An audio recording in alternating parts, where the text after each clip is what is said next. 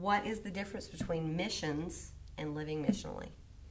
Living missionally goes so much deeper than just missions. I mean, missions, we think of leaving home, joining the Peace Corps, or joining something else and going somewhere to work, which is great. But living missionally is building relationships with the people that we're around, the people that are right there in our backyard, getting to know them, becoming acquainted with them, realizing what their needs are, and then doing whatever we can do and whatever God leads us to do to meet their needs and to live it out on a daily basis.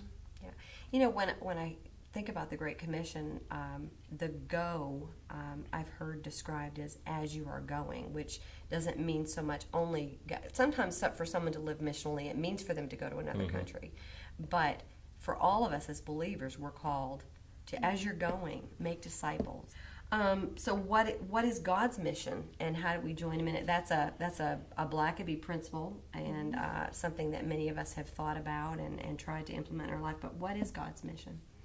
Well, in the Henry Blackaby study, he says, we need to see where God's at work and join him. We don't need to reinvent the wheel or come up with 18 programs that have all these simple steps, but looking to see, here's a community in our area, and they're not eating every day, or they don't have clothes to wear to school or school supplies, and we're going to start a program with backpack buddies, and we're going to send food home so they have things to eat over the weekend. Things like that, being able to see where there's a need and join the people who are assisting in it or coming up with a way to meet the need without strings attached. Right. So what will it look like? You've given some examples. There are some other ways that you can think of what it would look like for believers to care for the community in which they live. It would ultimately just completely change our communities.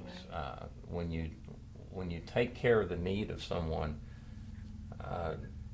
the gratitude that they have, and even unfortunately the surprise that they have because you've stood up and you've taken care of their need is just overwhelming because it's not expected.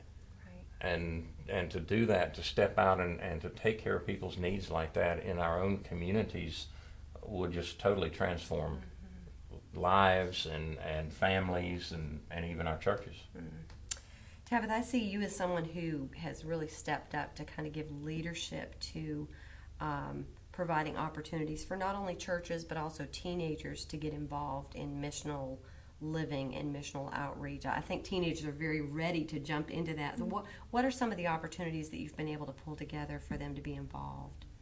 Well, most of the opportunities have been through our Summer Ministries program, which has moved from a camping ministry necessarily to being involved in the community and specifically in Johnston County. And so we have invited the teens to join us in each of our ventures, which can be anything from mowing someone's grass to serving food, having a free yard sale, cleaning up a Habitat for Humanity house, a number of different things.